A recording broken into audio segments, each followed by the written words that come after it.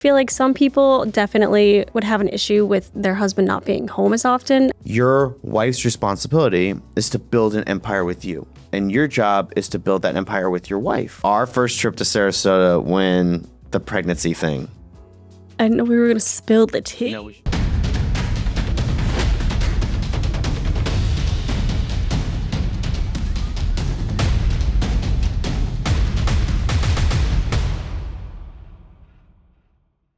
All right, welcome back to another Cash Flow Corner podcast. Today we have a special episode. I got someone who knows me better than anyone. My wife, my partner in life, and legendary person. Messed that up completely. We're diving deep into what it's really like to build a life together when one of us is consistently building businesses, working long hours, and living a high-performance lifestyle. But on top of that, we have the person that's been there for me, supported, and it's gotten me to where I am. And so today, we have Beth Pascal. Welcome to the Cash Flow Corner podcast. Thank you for having me. Are you excited about the new last name? I mean, are you like inside? Is it nervous? Is it just like... It's very bittersweet, but it's growing on me. It's all right. It's my excitement is growing. It's been a month, 2 months, almost 2 months. Almost working on 2 months. 2 months. Almost. What has the feedback been on the new last name? They like it. People like it. Really? They want to know, is it Pascal or Pascal? I told them it depends. Depends on where we are. How fancy you're feeling. How fancy you're feeling. In Europe, it's always going to be Pascal. Oh, yeah. Yeah. Anywhere besides the U.S., it would be... If it's like Chipotle, it's Pascal. Or Pasquale. Do we go, Austin, do we hit a Pasquale at some point, or do we just hit the Pascal? Now that we could breathe and that's out of the way, I want to go into the biggest thing with this podcast is obviously we live a completely different lifestyle, but we live a completely different type of relationship. I think we've been very not open in the bad term, but open in how we do things in our work life. And I know you live a very crazy work life as well, and being in a law firm and with the companies I'm starting and the real estate side and growing all that. I know our weekends are kind of our weekends to each other, but I know our nights is kind of what we get alone, and then the mornings full of gym and stuff like that. For somebody who's out there, and I'm asking this because you obviously drank the Kool-Aid, you understand it. In the beginning, it was harder because you're kind of like, when he's home, I want to be with him, and then the phone's going off. And we'll go into the traveling a little bit, how that really did bug you in the beginning, but how has it changed from 4+ years ago to where it is now, being with somebody with that hectic lifestyle and crazy phone calls and early morning calls and stuff? Well, I think in the beginning, it was definitely a lot harder. I didn't really understand it. Yeah. I think I've gotten a little bit more used to it. I think I understand the fact of where your drive comes from and what you're trying to accomplish. And ultimately that you're doing it for us and for the betterment of our family. So I think that's where the understanding comes from. Yeah. And I can kind of wrap my head around it a little bit more. I wouldn't necessarily have the same drive as you, but I do admire you for it. So There's an admiration on my part. No, I get it too. I mean, I think younger, when my dad worked all the time, I was kind of like, man, I wish he was here for some things. But I knew growing up, it was... kind of the same thing maybe also went through where your parent was always working, and sometimes you're like, hey, I know mom was always there, but sometimes you want dad. And maybe for you it was reversed because your dad was there a lot, but your mom was working a lot as well. And sometimes you wanted mom, and it was always weird when it flopped, either whether it was mom or dad working all the time, you wanted the other parent more sometimes. Because I feel like you're I loved being with my mom, but me and my mom did everything together. Yes. And so I think for me, it just stuck with me, but the business side for me always stuck with my dad. And so I admired the hustle, but I also knew I learned a lot from that growing up. And I think one of the things I learned was communication. Communication was so big. And I posted a thing on my Instagram where I mentioned that a lot of men who are really, really successful will always take the time to answer certain calls that come along, right? Because it shows an attentiveness to that. It shows that there's this is really important to me. I'm going to put aside to it. And there's been plenty of times you've called and just been like, hey, which dinner do you want? I know. And I'm like, hey, can I call you back? And you just pick which one. But it's important because at some point, you can separate your lifestyle and your relationship, and work can be work, and your home life can be your home life, and you try not to let that mix. But I think what's comfortable too is like it took time for me to show you that like I am here. And if you want to come over when I'm working late, just like come over and hang out. Or you can come over here and have a drink or have something to eat. And I think that took a long time. It took a long time from both of our pasts being completely different to where we are now. For sure. And understanding that like we are where we are and we're not doing anything wrong. Yeah. Like that was massive. And that's a really good point is like, what do you think helped you transition to the fact that like, okay, this is not normal. We're early 20s and this guy's barely ever home and he's answering constant phones. And then the call can be from like a random girl, which happens to be tenants. I was going to say it's a tenant, but yeah, but makes like, it sound bad. what was that transition for you when you understand like, okay, I know he loves what he loves. That's fine. But let's say in 50 years, you go like, okay, still doing the same thing. I'm still having that feeling.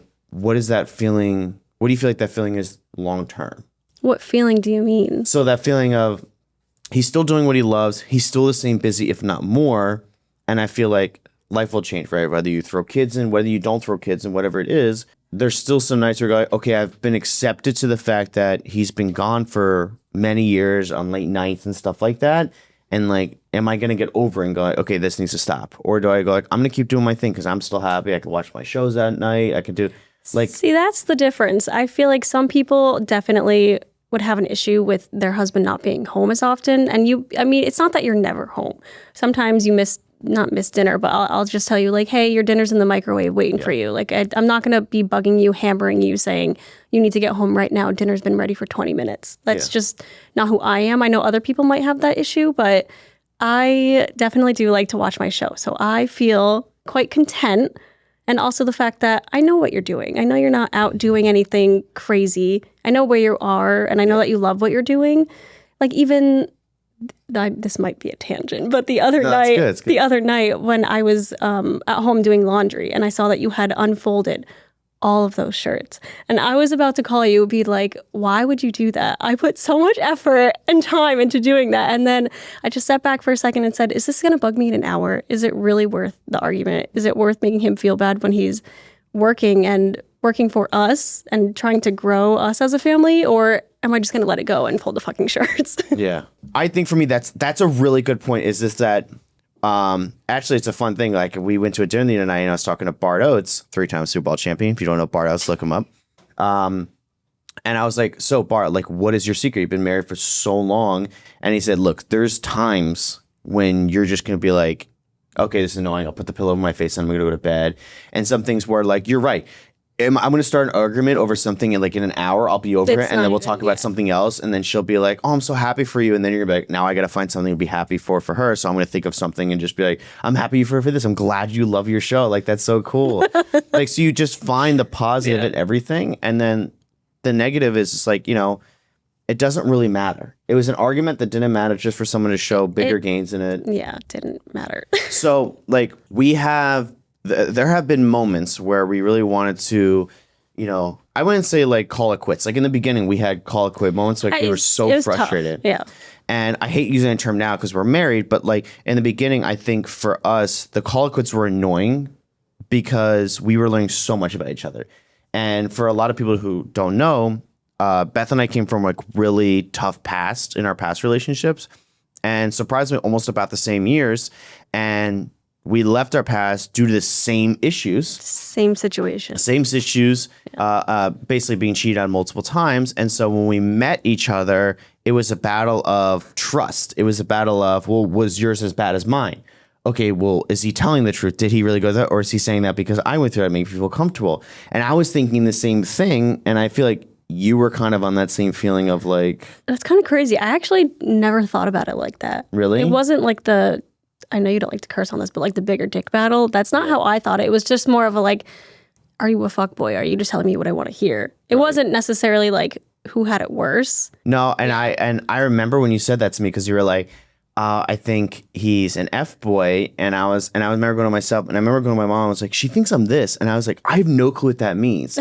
And she's like, yeah, no, I don't. Why would she say that? And I was like, because I don't know. And then very so handsome. But I went and asked you, and you're like, you just have that look. And I was like, okay, but I can't help that, right? Yeah, I couldn't explain it. for that, it was tough because I remember like I was wanting to convince you, and the first time we met on Bumble.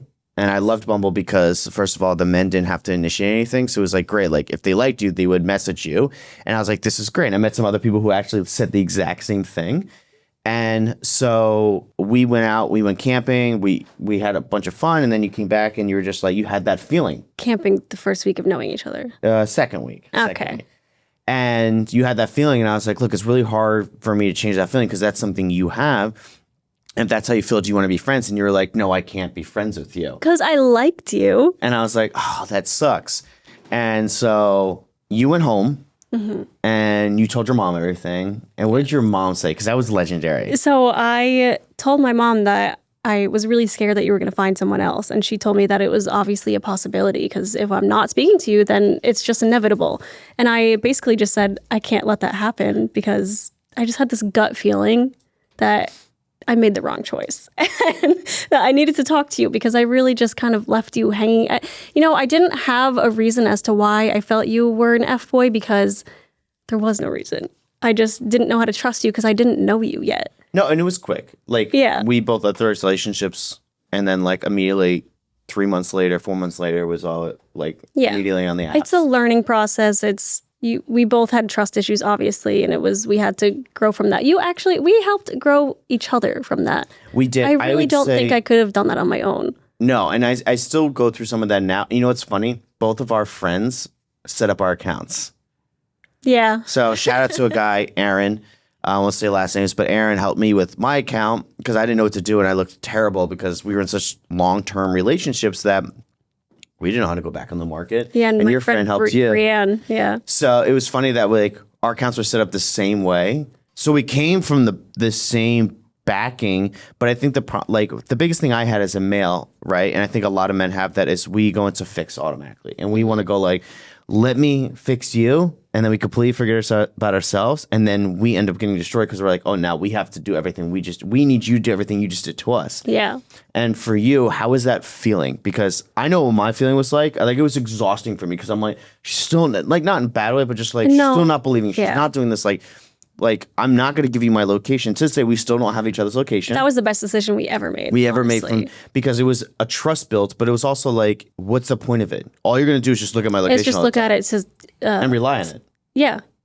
I can't think of the word, but yeah, to basically rely on it. If you're feeling anxious and I can't think of the word, but you know what I mean. Yeah, no, I get it because I would do the exact same thing. Yeah. But what was that feeling when it finally reserved? Because I remember the day we had discussion, I think literally you went to the city with your girlfriends and you came back and I was like, I had the worst weekend. You were like, why? And I was like, I felt not deserted, but I felt like just everything could have gone wrong. Yeah. In my head, I made up all these horrible things.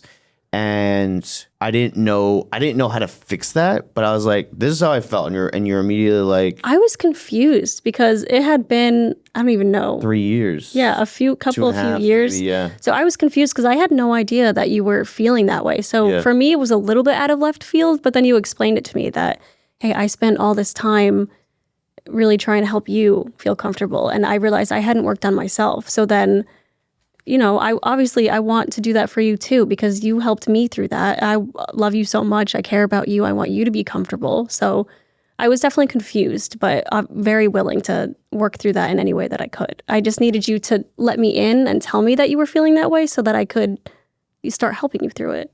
And that was hard because I think it took so many years to like understand that feeling, and I kept going like, okay, this is a stupid feeling. Like, I just need to like.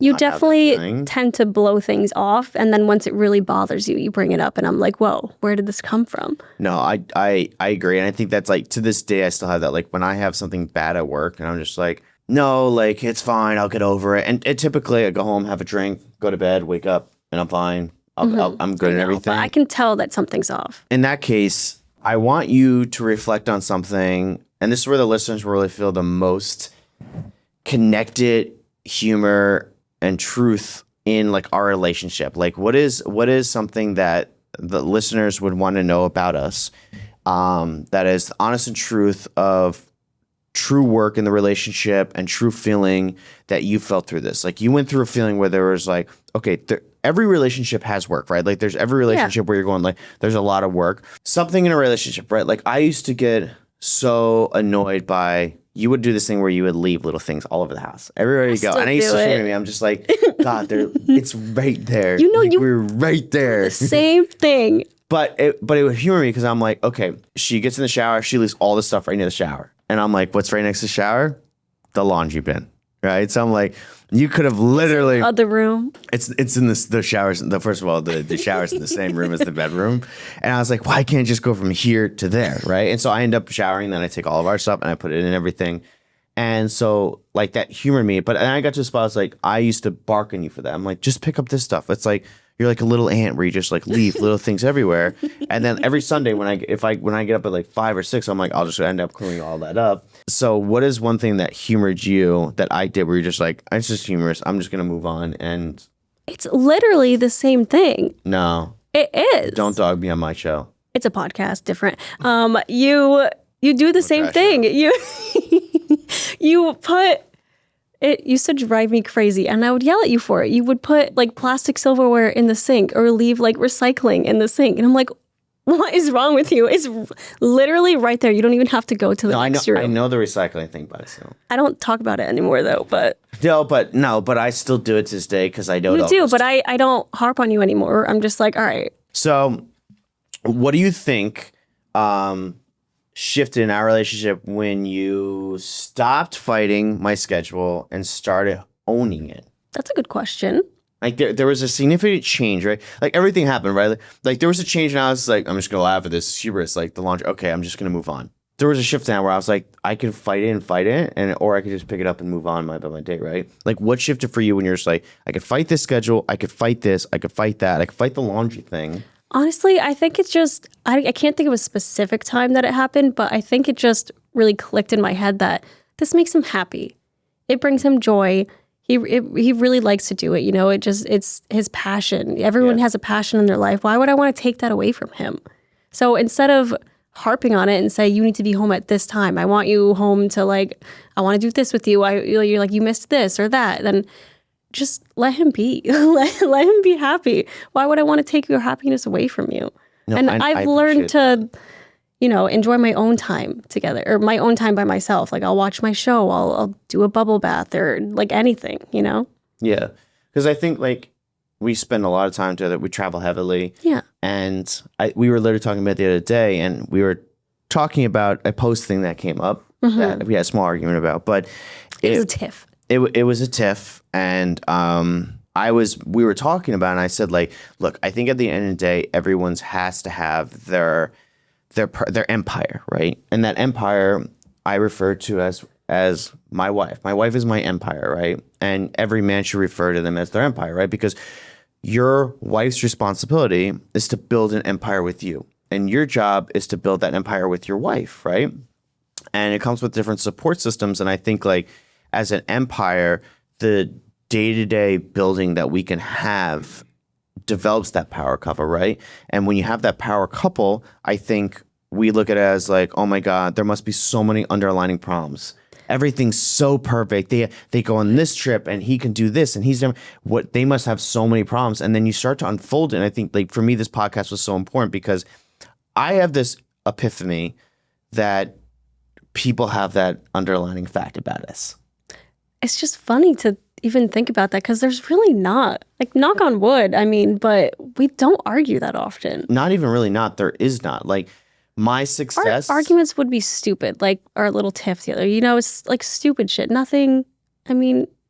What do you think your role as the empire in our relationship is on the day-to-day? Like, what do you feel like that is towards the relationship, towards everything we do? Like, because at the end of the day, where my business has gone and the company and everything has been the support of that other side, right? Like I always say to this day, no man can ever be successful without the right, I don't want to say person, support partner, system. without the right partner, right? You go and be a big entrepreneur and you do your thing someday, like you're going to need the right person and the right partner to do that, right? It doesn't matter if you're a man or woman, that person has to be a literal building block to that. And so what do you think your best building block is to something like this? And then I'll tell you what I think mine is with you. Well, I was just going to say, I think my biggest role really is supporting you, essentially. And I mean, I could say the little things like do the laundry, cook the dinner, but it's the support, and it's the fact that I don't nag you when you're out to dinner with a client. I don't say, when are you going to be home? Or like, are you almost done yet? Or like, wow, this is really taking a lot longer than I thought. Like, I'd really like for you to come home now. No, I just say like, hey, I hope you're having a good time. I can't wait to see you later. No, I agree. Like the last thing you said was you mentioned one thing about, I know he's out doing these things, probably with a client, or he'll go out to dinner, or he's late at the office, but I know he's with his dad or something like that. Or, you know, I know the you're other not day I doing rolled anything stupid. Yeah. No, and the other day I rolled and I was pulling into the garage, and you came out from the garage. I was on the phone with my mom. Well, because I was impatient to see you. Yeah, but I said, like, I think that's so important. Like, for me to build something from here is having that supportive and going, like, the fact that I didn't have to explain that to you, the fact that you're able to go, like, you were able to recognize it, understand it, and implement that into being the empowerment inside of our relationship, empowering that portion inside of our relationship to go, like, I figured out this one small thing, which probably was a test one day. Like, I'm just going to just let it go. And it worked out. Wait, what? And then you're like, you let it go, like something that probably was bugging you. And you're like, I want to have dinner with him tonight. I have to throw it inside the microwave. And I know it's annoying, but I'm just going to let it go. And then you did it again. You're like, it's not that bad. Like, But to be honest, it doesn't bug me that much because I'm like, I'm hungry. I want to eat when it's hot. So if you don't, you can reheat it and have a reheated meal. I'm going to eat it fresh. So all right, that's a good point. That's a good point. We'll fight tonight about that. No, I'm just kidding. So I think for me, it's that support. Like, support is so big in the relationship that, like, it's massive. we look at other couples and they have that problem. Like, they have the problem of, like, not support. And I understand at the end of the day, like, things will get involved, right? Whether it's I know. kids, whether it's, you know, I need you to be here for that. And we had this, we had that. And I think when we're doing something we love and there's growth with it, like, it's not like, okay, you've been working on this for 3 years, it's just been nothing. And, like, I wanted to help you. There's, you know, where are we going with this? Like, we're having See results. Yeah, we're having serious problems at home, or we can't pay our mortgage, we can't pay our car, but you told me I'd have all this and have all that. Like, my biggest thing was when we went on a date. I remember I did the date as an think it was our interview. Second date? Our first No, official our date? first date we chatted because you wanted to make sure I was real. Yeah. And I remember sitting in the back Age of the parking lot. We're internet. turning off real quick. We're changing directions, but I sat in the back parking. I had a pickup truck with blacked out, Very blacked out. out windows. And I was like, oh my God, if I got catfish, I'm just gonna dip. I wanted to meet you because I wanted to make sure you weren't catfishing me. So and then, like, I saw her and Thought I was you were like, too good to be and true. I saw her, I was like, oh, okay, this girl's hot. Like, I'll totally do this. And we sat on a bench in Denville, coffee shop right near where Harley Svet is now, actually.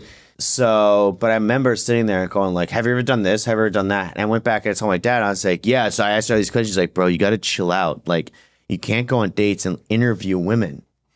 And I was like, no, I'm not interviewing. What it is, though. I'm like, have you ever cheated? Have you ever done this? I work a lot of hours. How do you work with that? And they got very intimidated. I was like, yeah, like, if I went on like 20 dates, I maybe heard back from 3 people because they were like, wow, this guy was aggressive. But I was dating to find a wife. I wasn't dating to find a girlfriend.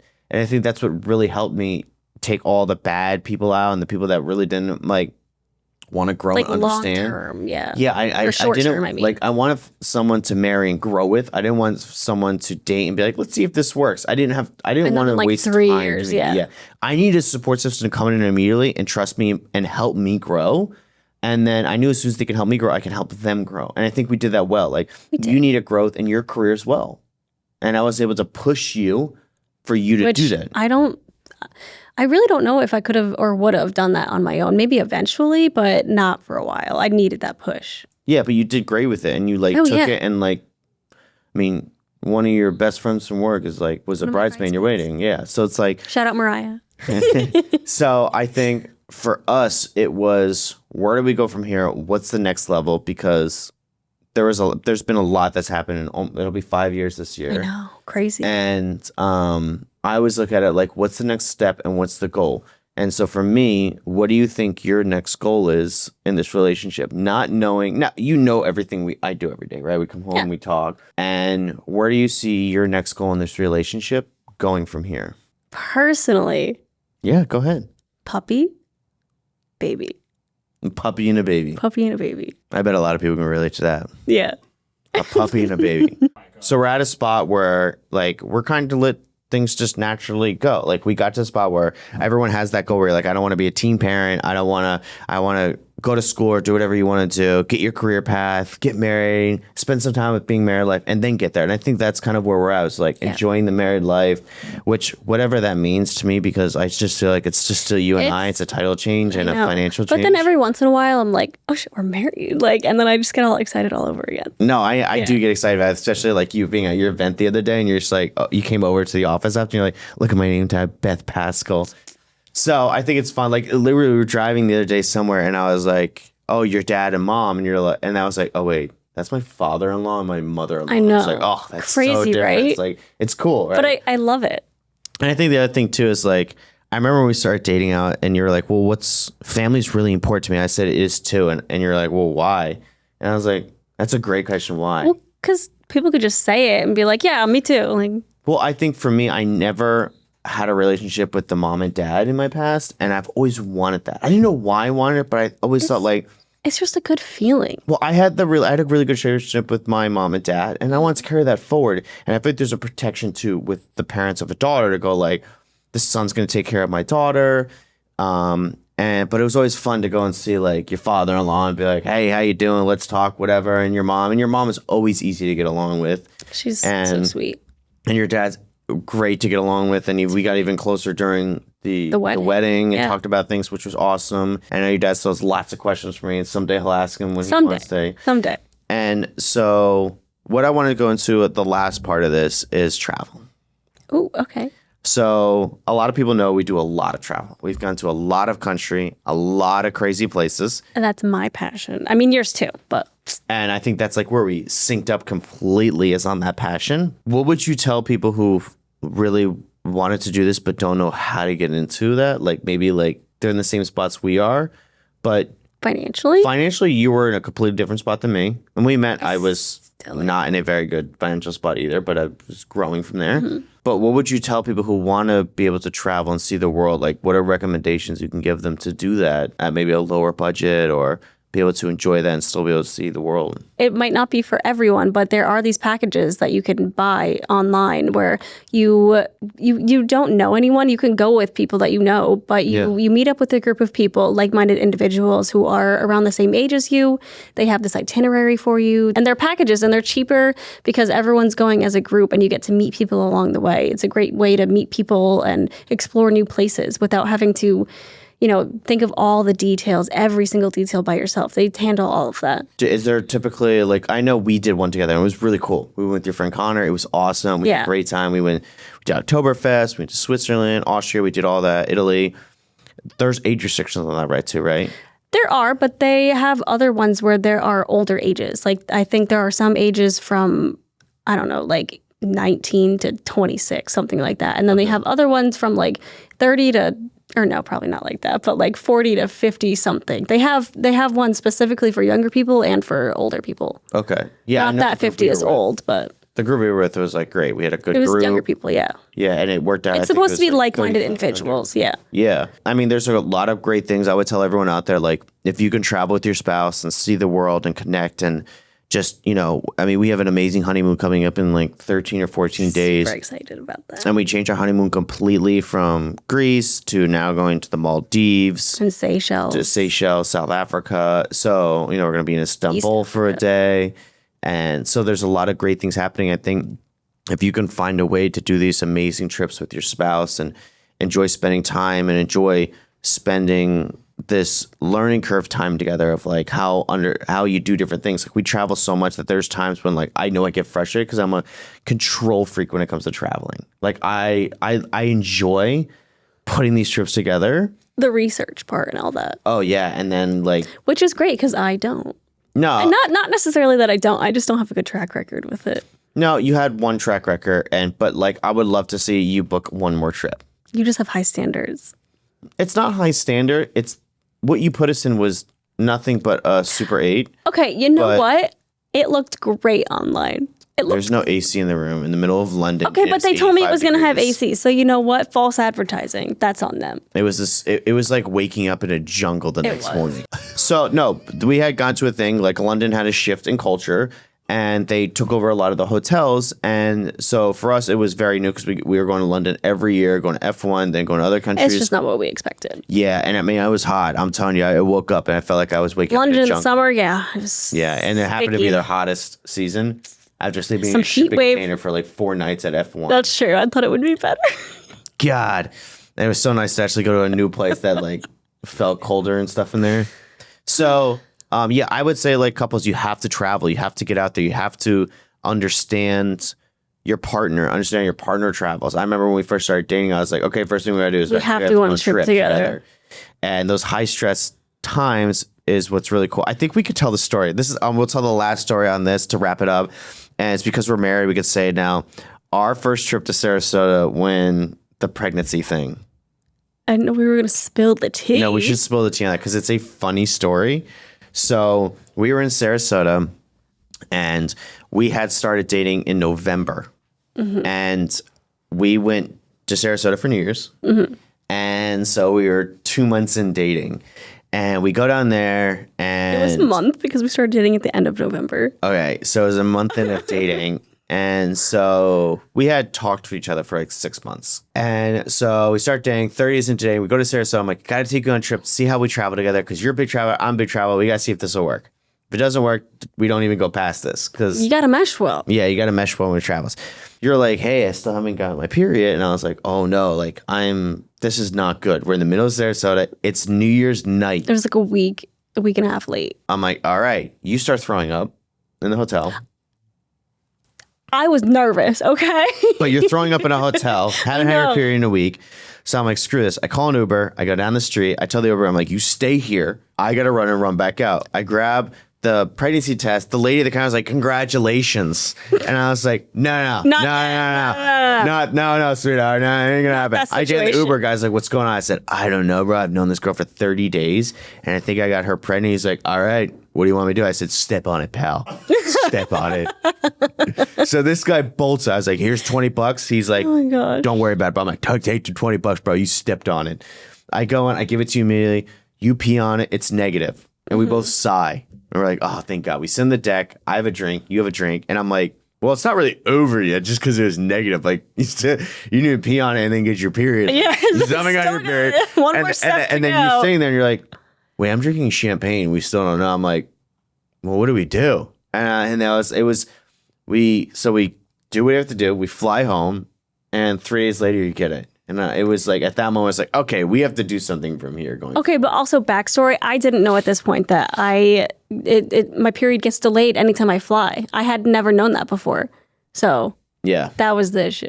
Now we know. It still happens to this day. I know, now we know. All right. That is the Couples Podcast. What a way to wrap it up. Oh, dude, you got to wrap it up with the old step on it. I got to get back to the hotel room, all right? My wife, Miss Pascal, Miss Is Pascal on the podcast telling our amazing journey. If you guys know someone who could absolutely use this amazing backstory on how to have a powering couple, how to go through the struggle times, how to get through them, and how to keep that process going, make sure you share this podcast. Our last couple stories we had on were amazing. We had Johnny Drinks on here, a legendary father-son business as well. I've had my dad on here. I've had my wife. I've had Austin's dad, who's a pilot. If you want to learn how to be a pilot, get into the pilot industry, that's a great podcast. Next couple podcasts are absolutely amazing. So we have ones about legendary 3-time Super Bowl champion coming up soon. We have how to wholesale from a legendary wholesaler. I'm not going to give him away, who has been changing the game completely. That is coming up next. Make sure to subscribe, like, and you can hear us on YouTube, Spotify, and iTunes podcasts, and many other platforms. Thank you so much for being with us. We'll see you on the next podcast.